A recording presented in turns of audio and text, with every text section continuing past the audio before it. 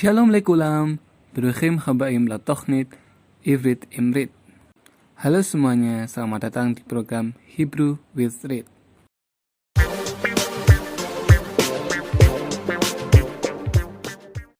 Video kali ini kita akan mengetahui tentang fakta-fakta mengejutkan tentang bahasa Ibrani sebelum kamu belajar. Atem mukhanim, bonatkhil. Fakta pertama tentang bahasa Ibrani adalah bahasa Ibrani termasuk bahasa tertua di dunia. Bahasa Ibrani sudah ada sejak tahun 1200 sebelum Masehi dan juga sudah melewati banyak sekali perubahan, baik dari perubahan bentuk abjad maupun susunan bahasanya. Yang mana banyak sekali perbedaan antara bahasa Ibrani modern dengan bahasa Ibrani kuno.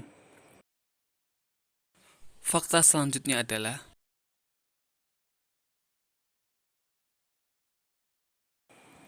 bahasa Ibrani adalah bahasa yang digunakan di dalam Hebrew Bible atau orang Yahudi menyebutnya Tanakh dan umat Nasrani menyebutnya Perjanjian Lama.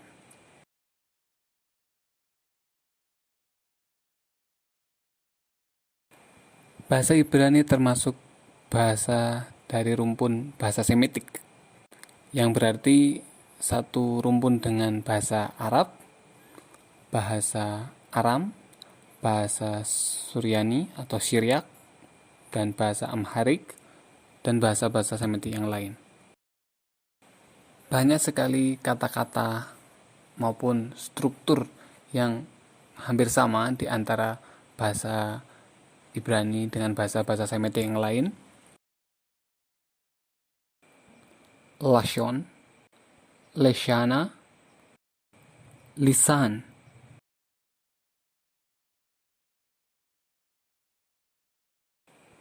Seperti halnya pada umumnya bahasa Semitik, terdapat perubahan-perubahan kata berdasarkan gender. Ani ohev, Ani ohevet.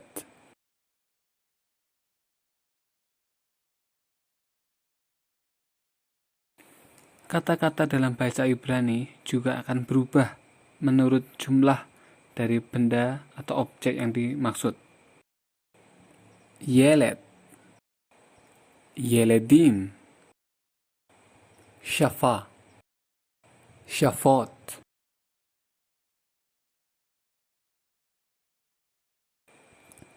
Kata keterangan waktu juga akan mempengaruhi pada perubahan bentuk pada kata kerja dalam bahasa Ibrani.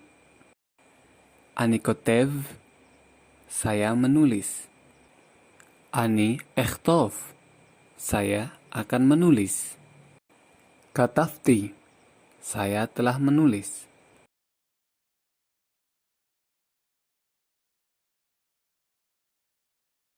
Perlu kamu ketahui, meskipun bahasa Ibrani termasuk salah satu bahasa tertua di dunia, tapi bahasa Ibrani pernah nyaris menjadi bahasa mati. Pada tahun 200 sebelum Masehi, bahasa Ibrani sudah tidak digunakan sebagai bahasa sehari-hari lagi, melainkan hanya digunakan untuk tujuan-tujuan liturgi, tujuan keagamaan. Adapun sehari-harinya, pada saat itu orang-orang Yahudi menggunakan bahasa Aram, karena bahasa Aram waktu itu menjadi bahasa sehari-hari. Pada abad 19, mulai ada gerakan untuk menghidupkan kembali bahasa Ibrani. Dengan melalui proses yang cukup lama, akhirnya muncullah bahasa Ibrani modern.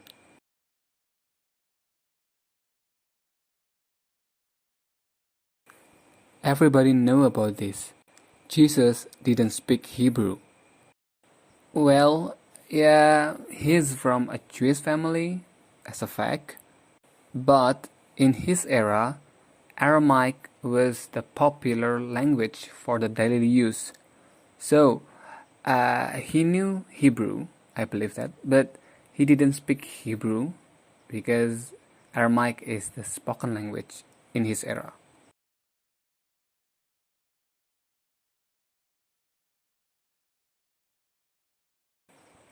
Terlepas dari orang-orang non-Yahudi maupun orang-orang non-Israel yang belajar bahasa Ibrani untuk tujuan keagamaan, ternyata bahasa Ibrani tidak hanya dipakai oleh orang Yahudi maupun oleh orang Israel saja. Jawabannya adalah orang Palestina. Bahasa Ibrani adalah bahasa kedua yang dipakai sehari-hari oleh orang-orang Palestina setelah bahasa Arab.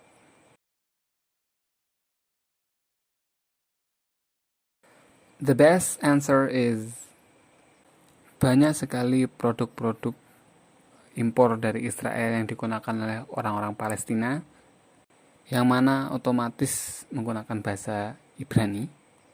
Di samping itu juga banyaknya pos-pos pemeriksaan yang harus dilewati oleh orang Palestina. Jadi mau tak mau mereka harus bisa bahasa Ibrani. And for your information, bahasa Ibrani sekarang sudah menjadi kurikulum wajib di sekolah-sekolah di Palestina. Itulah tadi beberapa fakta mengejutkan tentang bahasa Ibrani yang perlu kamu pelajari, kamu ketahui sebelum kamu memutuskan untuk belajar bahasa Ibrani. Jika kamu punya fakta-fakta unik lain tentang bahasa Ibrani, silakan komentar di bawah. Toda raba lechem, להתראות.